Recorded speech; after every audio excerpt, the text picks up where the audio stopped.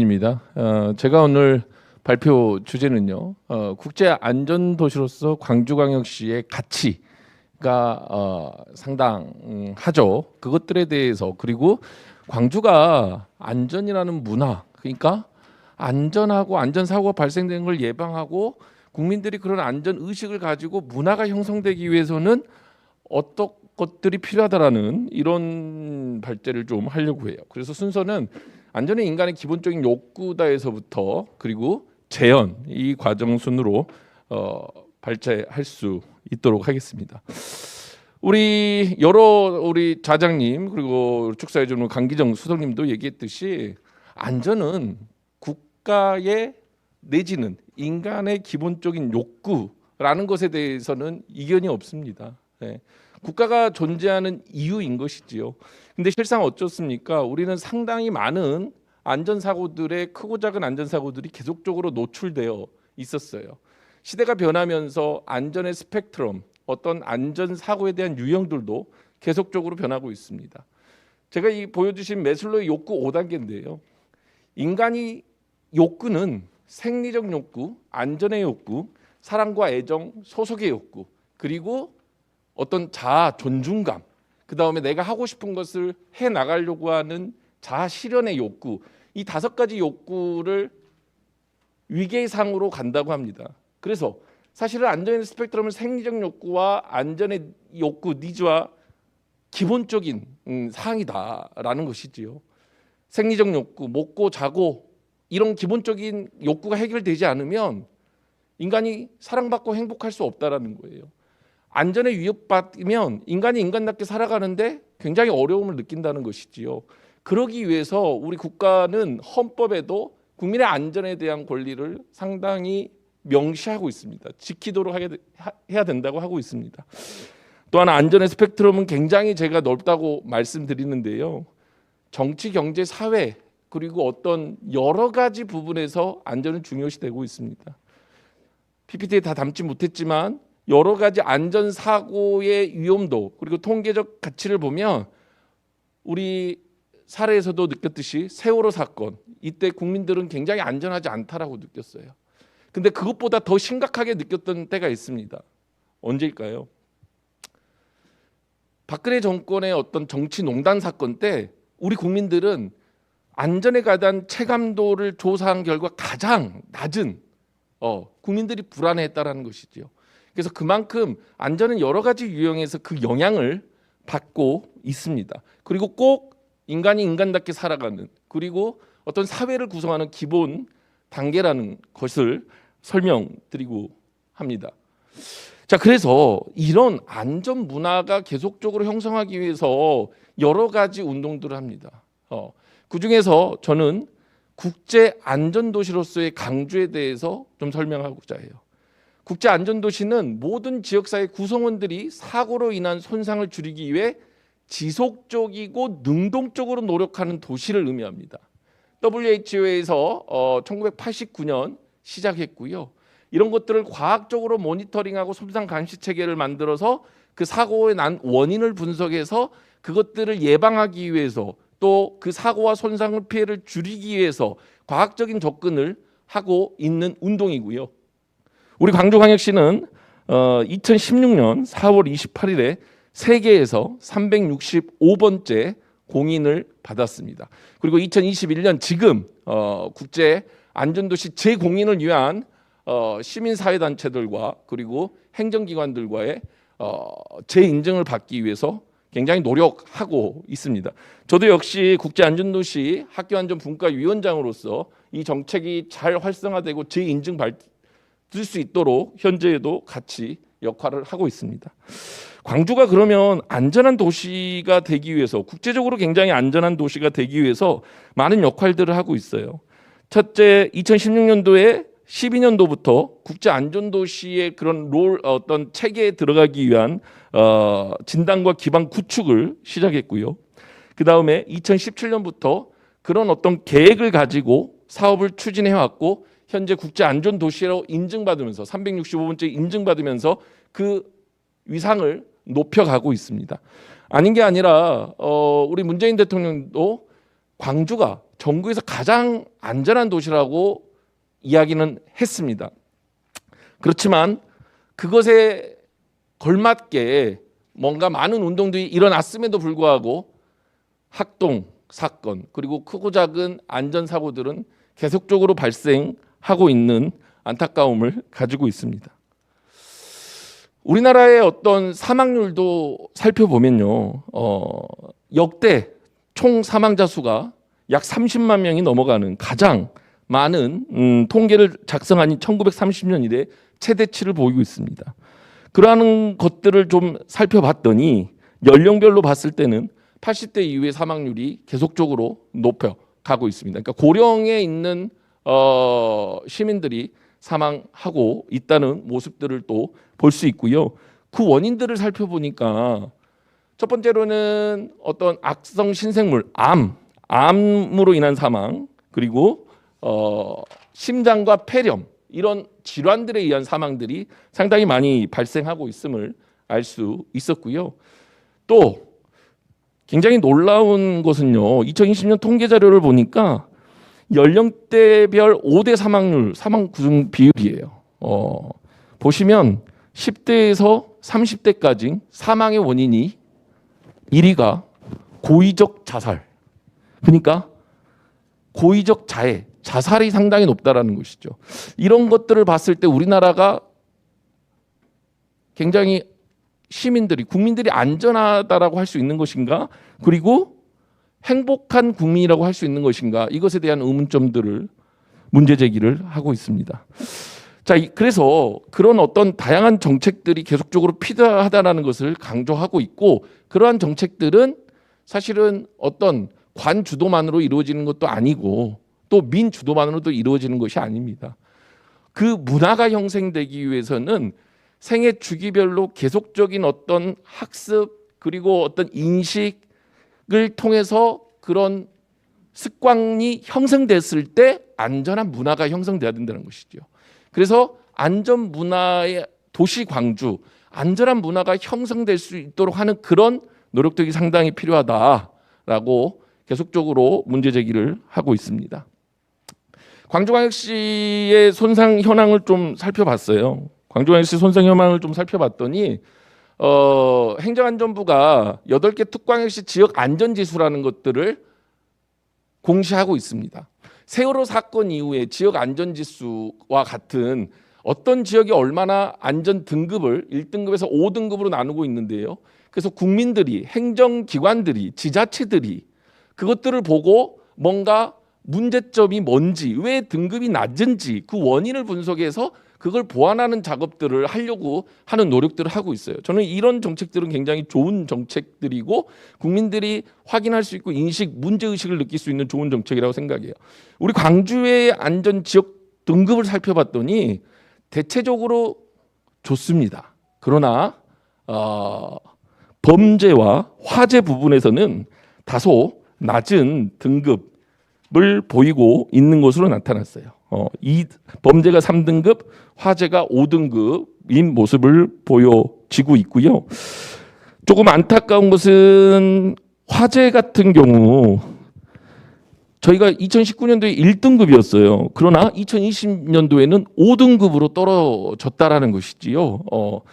많은 화재 사건들도 있었고 이제 그런 부분들을 이렇게 해서 우리가 보완해야 되는 것들이 어떤 것인지를 통계적으로 과학적으로 원인을 분석할 수 있는 그런 시스템이 만들어져 가고 있습니다. 또 하나 그런 우리 광주 시민들이 질병이나 손상으로 인해서 피해를 보고 그 가치는 어느 정도 되느냐를 조금 사스 통계 프로그램으로 돌려서 확인해 봤더니 광주 시민의 사망 원인 암, 손상, 뇌혈관 질환 순으로 많았고요. 그리고 그 경제적 손실액은 손상으로 인한 그러니까 안전사고로 인한 손상은 약 3,575억 정도가 됐어요. 암은 2,014억 정도, 뇌혈관 질환은 346억 정도로 나타나고 있다는 것이죠. 그러니까 우리가 안전한 문화를 형성해서 안전사고만 예방해도 우리 광주에 그것을 꼭 통계적 경제적 가치로만 봐도 이 부분을 보완할 수 있고 사실 질적 가치, 생명 존중의 가치로 봤을 때 훨씬 더 큰 효과가 있다는 것을 알 수 있는 것입니다. 자, 그래서 국제 안전도시라는 운동 캠페인을 했어요. 각 분과들과 광주 시민들과 지역 사회 어떤 민간 단체들과 협의해서 이런 안전사고들을 줄이기 위해서 노력을 했습니다. 그래서 2015년도에 비해 2019년도, 그러니까 국제 안전도시의 롤 모델링을 해서 그것들을 추진했더니 훨씬 더 전체 사망 손상률은 49.8%에서 48.2%로 줄어드는 모습들을 볼 수 있다라는 것이지요. 또 하나, 이러한 안전문화 운동들이 경제적이나 아니면 질적인 가치 면에서 굉장히 어떤 높은 의의가 있다라는 것을 말씀드리고요. 광주광역시 시민의 손상 사망 원인은 자살, 좀 많이 안타깝죠. 저는 물론 광주의 손상 사망 원인 중에 1위가 자살로 나타났다는 거, 우리 광주가 국제적으로 안전하다고, 그리고 전국적으로 안전하다는 도시의 광주가 그 손상 사망 원인이 자살이 가장 컸다. 이런 부분들은 저희에게 다시 한번 생각해 볼 수 있는 어떤 메시지를 전해주고 있는 것 같고요. 그다음에 교통사고와 낙상 사고율로 조사되고 있습니다. 연령대별로 생애 주기별로 살펴봤을 때도 영유아에서는 익사와 타살, 광주의 손상 문제 봤더니 영유아 시기에 물놀이 사고나 아니면 어떤 그 타살이다라는 거예요. 그럼 굉장히 좀 안타까운 모습이고요. 어린이 사고에서도 마찬가지 익사나 자살, 청소년도 교통사고 자살, 청장년 자살, 중년, 노년에도 광주의 손상 문제 1위가 자살이라는 것은 우리 광주가 안전문화 정책이나 운동들이 양쪽으로는 보완될 수 있었지만 어떤 그런 그 유형별로 보완하는 노력이 훨씬 더 필요하지 않는가라는 것들을 아주 신랄하게 객관적으로 보여주고 있습니다. 안전사고 예방과 안전문화가 형성되는 부분에 아주 좋은 이론 중에 하나가 하임리의 법칙입니다. 이건 뭐냐면 어떤 큰 사고, 재재난이 일어나기 위해서는 300번의 어떤 미묘한 증상이 있다라는 거예요. 예를 들면 제가 오늘 광주시청에 올라오는데 계단을 올라오는데 계단이 조금 미끄러운 부분이 있었어요. 근데 제가 딱 받고 바로 안전정책과나 우리 민원실에 얘기하면 보완될 건데 지나칩니다. 아, 괜찮겠지? 그리고 여기 올라오신 분이 또 그런 미끄러운 거를 몇 번을 밟았어요. 아, 그냥 괜찮겠지? 그러면 29명이 지나가다가 잠깐 넘어져요. 넘어졌는데도 제보하지 않고 그냥 지나가요. 그러면 그런 29번이 넘어가면 결국 어떻게 되느냐? 넘어져서 사망하는 그런 큰 재난 사고, 대형 사고가 일어난다는 겁니다. 그래서 증상이 있었을 때 뭔가 조치를 해야 된다는 것이고요. 또 하나 도미노 이론인데요. 안전하게 위해서는 사회 환경 그리고 개인의 결합, 불안전한 상태나 행동, 그리고 사고, 그리고 인명의 재산 손실, 이 순서대로 일어나는데 이 중에 어떤 도미노 하나라도 빼면 우리는 안전사고로부터 자유로울 수 있는 부분이 높아진다라는 겁니다. 그러니까 사회 환경적인 부분은 우리 안전문화 운동이나 캠페인이나 시민들의 정책을 통해서 만들어낼 수 있는 거예요. 개인의 결합, 의식, 안전불감증도 우리가 만들어갈 수 있는 거죠. 광주시가 지방정부에서 충분히 할 수 있는 거. 나아가 국가도 이뤄 나갈 수 있는 그만큼 중요한 문제다. 안전문화를 만드는 건 매우 중요하다는 것을 강조하는 것이고요. 그렇다면 광주의 안전도시로서의 가치가 얼마나 중요하냐. 앞에서 설명한 것처럼 경제적 가치도 충분히 있습니다. 손상률을 줄일 수 있어요. 그렇지만 우리 무엇보다 전 세계에서 가장 안전한 국제 안전도시 광주의 브랜드 파워를 높일 수 있고 국민의 자존감을 높일 수 있다라는 거. 그리고 통해서 안전사고를 예방할 수 있다라는 거. 그것은 경제적 가치와 다양한 어떤 질적 가치를 담보하고 있습니다. 안전을 위한 공공정책 우수한 도시 광주를 만들 수 있고요. 안전하고 협력 환경을 조성하는 민간이 주도적으로 추진할 수 있는 광주를 만들 수 있어요. 나아가서 결국은 안전한 지역사회다. 광주는 정말 전국적으로 안전해, 이런 위상을 제고할 수 있는데 큰 의의가 있다라고 발제자는 주장하고 있습니다. 제안합니다. 더 많은 광주의 안전도시로서 위상, 안전문화를 형성하기 위해서는 지금의 여러 가지 어떤 형식적인 접근, 그리고 관례적인 안전교육을 예를 들면 4시간 해야 되는데 그냥 학교에서부터 안전교육 해야 되는 거를 국영수가 우선이에요. 지필고사가 우선이니까. 그래서 등하시하고 관례적이고 형식적으로 하게 되는 거죠. 그런 패러다임을 없어져야 된다. 그런 어떤 했다 치자, 이런 문화야말로 오히려 안전사고를 훨씬 더 발생시키는 이유가 된다. 그래서 그런 패러다임, 그리고 특정 시기, 가정과 학교에서만 지금 학교하고 산업체 중심으로만 안전에 대한 의식, 문화운동이 일어나고 있는 것이 현실입니다.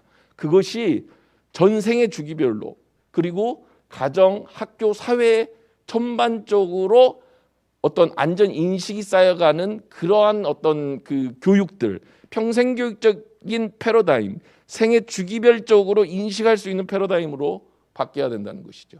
그래서 전통적으로 학교나 산업체에서 교육 위주로 일어났던 것들이 장소를 불문하고 어떤 곳이든지 생애 주기별로 맞춤형 안전의식, 안전교육을 받을 수 있는 접근성을 정부가 내지는 광주광역시가 열어줘야 된다는 거예요. 예를 들면 안전사각지대가 생긴단 말이에요.